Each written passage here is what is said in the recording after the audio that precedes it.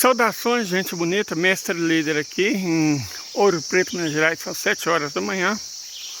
Bora com geopolítica. Chuva sempre promove um certo, né? Mas enfim. Ontem nós falamos sobre o fato de que o capitalismo no Ocidente, principalmente com a substituição de início, evidentemente apenas parcial, mas que vai avançar, do sistema SWIFT, estariam condenados. Eles não têm condição de competitividade e não tem como impedir a concorrência, porque diz que se trata por métodos limpos e sem a capacidade de exercer esse controle por meios sujos. Eles são condenados. Não só os governos, mas as corporações estão condenadas. Então eles vão cair. Mas aí ontem eu fiz uma pergunta retórica, evidentemente, que é: vão cair sem atirar? Pacificamente? Vão aceitar o fim? Gente, é óbvio que não, né? É evidente que não. Não mesmo. Eles vão cair atirando. Todos eles. O Estado de Israel, os Estados Unidos, a OTAN, o capitalismo como um todo, quando perceberem que o fim é próximo e que não há nada que eles possam fazer, eles vão tentar destruir tudo. A doutrina militar, doutrina nuclear dos Estados Unidos, é um indicador muito forte de como eles pensam. A doutrina nuclear dos Estados Unidos era assim até Kennedy e depois voltou a ser com Reagan. Ela diz o seguinte: em caso de guerra nuclear, os Estados Unidos atacarão indistintamente o mundo inteiro, para que, caso restem 100 milhões de americanos, eles mesmo assim sejam 1/5 do mundo. Lembra os tais 500 milhões de habitantes? Tem até monolito falando do mundo com 500 milhões de habitantes e tal. E é assim que eles esperam alcançar os 500 milhões de habitantes. Uma guerra nuclear, na qual eles atacarão indistintamente aliados e inimigos. Sempre, eles calculam, o resto é 100 milhões de americanos, reduz o resto da população mundial de 8 bilhões e 400 milhões de habitantes para 400 milhões. E aí os Estados Unidos ficam com 1/5 da população mundial. E emerge ainda mais poderosa ao fim do apocalipse nuclear. É assim que eles pensam. Oficialmente, inclusive. Certo? Então, acaba com o mundo, que das cinzas do mundo a nossa brasa ainda vai estar acesa. Não somos mais capazes de fogo, mas só garantir que ninguém mais seja. E aí a nossa brasa é a mais quente e a dominante. É assim que eles pensam. Certo? E não se enganem. Não é uma questão de doutrina nuclear. É toda a doutrina deles. Gente, olha o Covid. Não é que o Covid foi criado em laboratório. Não foi. Sei, gente, por favor, né? Sem teoria da conspiração esdrúxula. Com o avanço da genética, tem como você saber se um organismo foi ou não modificado em laboratório. Do Covid não foi. Mas então o que os Estados Unidos têm a ver com isso? Vou fazer uma pergunta simples. O Covid surge na China, né? Mas aonde na China? Wuhan. Quando? quando estava sendo disputados os Jogos Mundiais Militares, numa barraca de carne de frente ao hotel onde estava hospedada a delegação dos Estados Unidos da América. Você jura que não vê nada de suspeito nisso? O vírus do Covid já havia sido detectado, já foi detectado em amostra de esgoto de Florianópolis, de Barcelona, de um ano antes. Então o vírus já era conhecido. Ele não foi criado no laboratório, mas ele foi espalhado propositadamente, com o objetivo de quê? Destruir a China, né? Então, a China tem 1 bilhão e 400 milhões de habitantes. Um vírus mortal emerge na China. A população chinesa vai ser dizimada. E o mundo tem a justificativa para bloquear todos os negócios da China. Não comprem mercadorias chinesas, porque a China tem o vírus. O plano, muito provavelmente, era esse. Só que eles não contavam que o regime socialista é extremamente mais eficiente que o capitalista. E o resultado disso é que houve menos de 10 mil mortes na China e mais de 1 milhão de mortes nos próprios Estados Unidos da América. Eles não contavam com isso. Sabe aquele tanto de filme? Acho que eles até pararam de fazer, né? Que fica até... aquele tanto de filme de epidemia, de tragédia, na qual alguém num país tropical, ou vindo de um país tropical, claro, né? Trazia uma doença que era terrível, e aí americanos muito inteligentes corriam para ir atrás do paciente zero, fabricavam uma vacina muito rapidamente, todo mundo se vacinava e o mundo estava salvo. Então, lembra desses filmes? Está cheio de filme desse tipo com esse roteiro. Cheio desse tipo de filme. Deu tudo errado. Paciente zero, ao que tudo indica, foi um soldado americano de uma base dos Estados Unidos da Califórnia. Não conseguiram produzir vacina a tempo. E pior, os americanos, grosso modo, não quiseram se vacinar. No Brasil também isso ocorreu, né? O Bozo, considerando estatisticamente o que a pandemia faz, né, o que ela é capaz de fazer, a taxa de mortalidade dela, o Brasil deveria ter perdido 200 mil vidas, 1/1000 da população.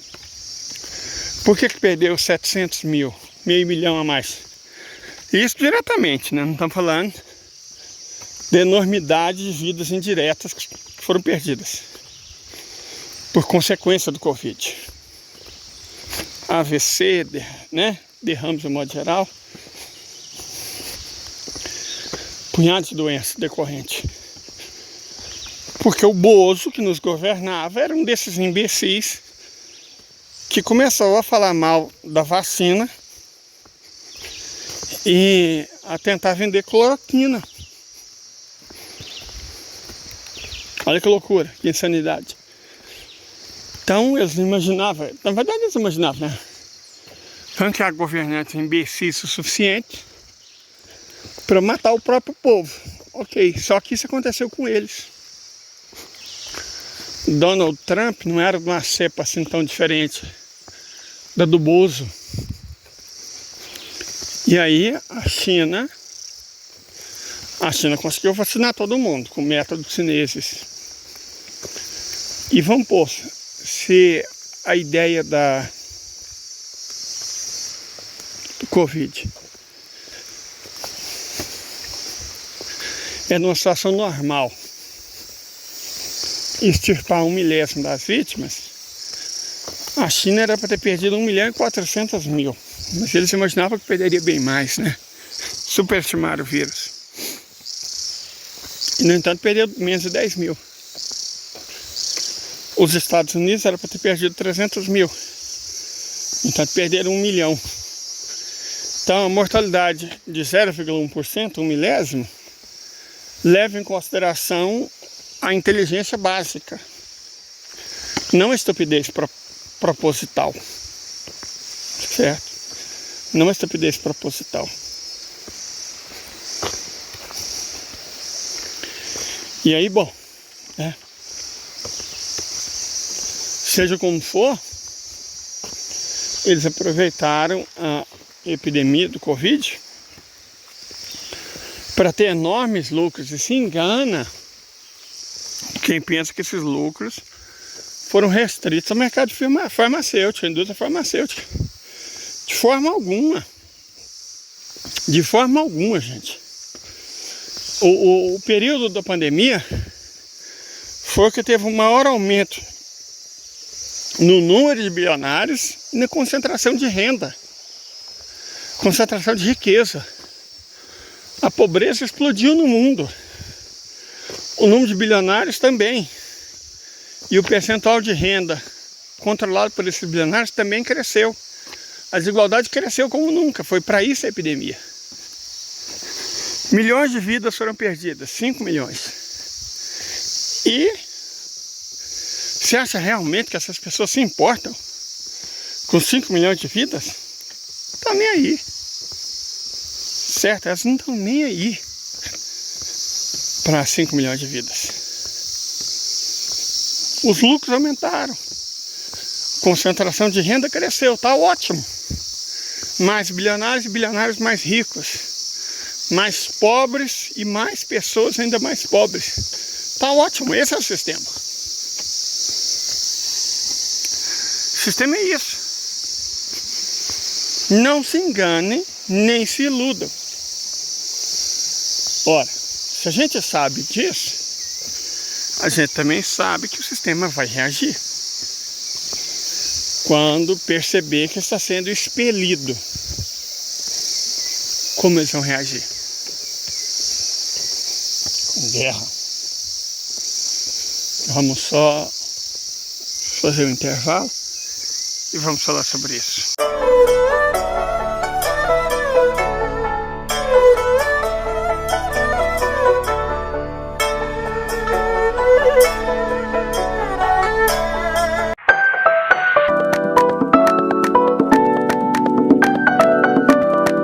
Gente, andar na lama é fisicamente muito desgastante. Não sei como é que eu vou fazer para subir isso aqui de volta. Deus seja louvado. Que se descer está sendo um tormento, subir vai ser parada torta. Parada torta mesmo. Mas eu tenho que postar vídeo, né? Tem que postar vídeo. Não posso usar desconforto e não ter internet como desculpa. Vamos lá.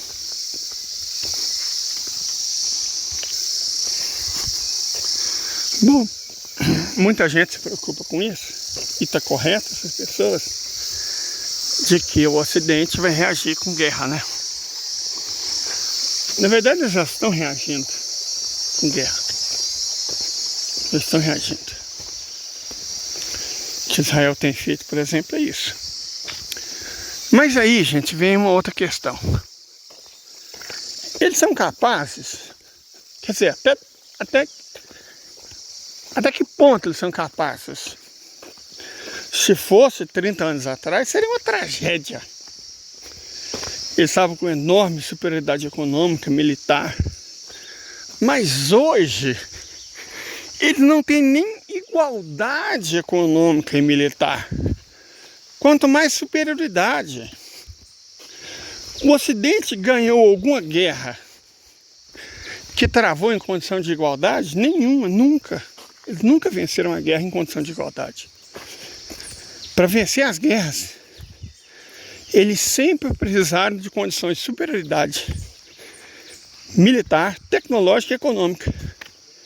E hoje eles não têm nenhuma dessas três. Então tá, eles vão reagir fazendo a guerra. Mas como? Tipo, com propaganda de míssil hipersônico ao invés de míssil hipersônico? Vou dar um exemplo.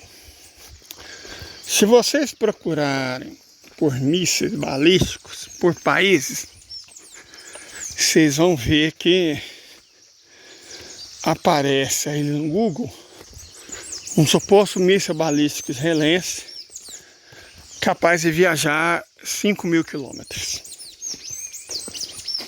Tá lá o nome, o desenho, as capacidades. Mas eu pergunto, eles têm mesmo isso? É óbvio que não tem, gente. Eles teriam usado contra o Irã. Não usaram. Quando eles foram tentar lançar um artefato nuclear no Irã, eles tentaram fazer isso com o F-35, o tal que os russos abateram em cima do deserto da Jordânia. Então, vocês não conseguem atingir o Irã, que está a 900 quilômetros de distância deles. Eles realmente possuem mísseis balísticos capazes de viajar 5.000 quilômetros? É óbvio que não. É evidente que não. Eles não possuem. Eles não têm essa arma. A maior parte das armas que eles falam que tem, eles não possuem. E mentira, propaganda. Para justificar o dinheiro que eles roubaram dos contribuintes. E para assustar os potenciais adversários. Eles de fato não têm. Certo? Ah, mas Israel tem a bomba atômica. Sim, tem. Isso é fato, eles têm. Mas o que adianta a bomba atômica se você não consegue levar ela para onde você quer destruir? O que serve? É mesmo que eu dizer, o Leider tem bala de 7,65. Mas que bom para mim, né? Se eu tiver só um estilingue, não vai resolver muita coisa, vai? Eu tenho a bala. Tem bala de 7,65. Né? Vamos imaginar, aquelas bem bonitonas. Jaqueta de bronze, uau. Mas eu só tenho um estilingue. Assim é a situação de Israel. Eles até têm a bomba atômica. Mas daquelas antigas, pesadonas. Sabe? Eles não têm como levá-las até onde eles querem acertar. Ah, mas eles têm um serviço secreto ótimo. Tem, né? Você tá vendo aí a guerra. Eles são ótimos para localizar pessoas a serem desvividas. Mas vamos imaginar aqui comigo. Vamos supor que eles têm lá, mas quantas eles têm? Vamos começar por essa pergunta. Quantas eles têm? Eu vejo a imprensa a serviço deles falando no número de 80 a 200. Não tem. Por que não tem? Por causa de uma característica das bombas atômicas. Elas não são duráveis. A duração de uma bomba atômica é de no máximo 23 anos. Depois, o próprio decaimento radioativo contamina os isótopos ímpares, que são os responsáveis pela explosão, com isótopos pares. E a partir de um certo grau de contaminação, ela não explode mais. Então, uma bomba atômica dura no máximo 23 anos. A carga, né? Só tem um país do mundo que consegue reciclar combustível nuclear. A Rússia, que agora é inimiga de Israel. Só a Rússia recicla combustível nuclear. Somente a Rússia. Então, as bombas dele devem ter no máximo 23 anos. Para fazer a bomba, você precisa dos isótopos.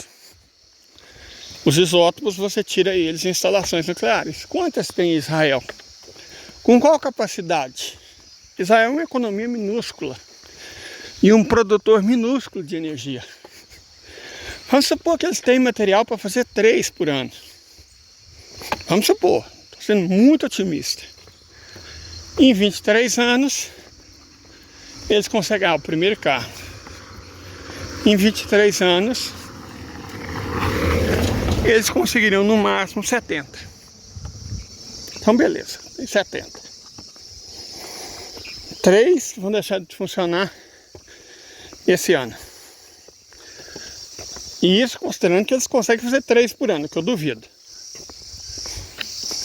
Tá, como é que eles vão lançar elas? Pensar, mas como os russos detectaram uma bomba, um artefato nuclear, né? No F-35. Gente, aí é física. Um satélite detecta o calor que os corpos na superfície terrestre emitem durante a noite. Vocês sabiam disso? Satélite, tem alguns satélites tão poderosos que passam de noite na superfície terrestre e detectam o que está embaixo deles, 700 quilômetros, só pela emissão de infravermelho. Estamos em áreas de, às vezes, os melhores satélites, 1 metro quadrado, às vezes menos que isso.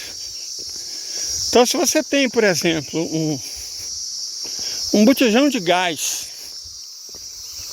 vazio, né? Também cheio de brasa. Um botijão de gás vazio, cheio de brasa. À noite, o satélite detecta ele a 700 km de altitude. É assim que funciona. Se a radiação infravermelha, que é a mais fraca de todas, é detectada, imagina a radiação X, radiação de isótopos nucleares. Ela é muito forte. A gente não vê, mas ela nos queima. Por isso que ela desvive pessoas. Ela é muito forte. Então o satélite não tem a menor dificuldade para identificar um artefato nuclear. Ele tem que estar enterrado muito profundamente, inclusive, para não ser detectável. Certo? Mas muito profundamente mesmo. Chegou perto, não precisa nem estar na superfície, chegou perto da superfície, ele emite radiação que é imediatamente captada por satélite. Uma vez captada por satélite, é só informar o país. Então essa de sair com a bomba atômica escondida numa van e levar para a Meca, isso não vai acontecer nunca. Porque a radiação seria detectada imediatamente. A partir do momento que ela estivesse a menos de 15 metros da superfície, tivesse 15 metros ou menos dentro da Terra, a radiação dela seria detectada. E aí as contramedidas poderiam ser tomadas. Então, os israelenses têm arma. Só que ela é inoperante. Certo? Simples assim. E outra. Os Estados Unidos, ou melhor, Israel, né? Duro, a gente sabe quem é o rabo, quem é o cachorro. Tem bombas atômicas, aterrorizava os asiáticos, né? O Oriente Médio, os árabes e tal. 30 anos atrás. Hoje, bom, o Paquistão também tem. E não só os trambolhos israelenses. Eles têm bomba de hidrogênio. E pior, eles têm como levá-los do ponto A ao ponto B. Porque o Paquistão, sim, tem mísseis capazes de andar por milhares de quilômetros, voar, né, por milhares de quilômetros. Israel não tem, mas o Paquistão tem. E outra, ao que tudo indica, vários indicadores indicativos foram dados nesse sentido, o Irã e a Arábia Saudita também têm. Que o Irã tem mísseis capazes de atingir o estado ilegítimo, eles mesmos descobriram. E eles deixaram subjacente um punhado de vezes que tem armas nucleares. É muito provável que eles tenham. Não é nem pela Rússia, pela República Popular Democrática da Coreia. Aliado de primeira hora do Irã. Fiel. E a Arábia Saudita, amiga do Paquistão, quase certamente também tem. Então, isso era perigoso quando só eles tinham. Com o Paquistão, não vou nem falar de Rússia. Com o Paquistão, Irã e a Arábia Saudita possuindo também nu. Rapaz! Nossa, a cachoeira vai ficar magnífica. com o Paquistão, Irã e Arábia Saudita possuindo também.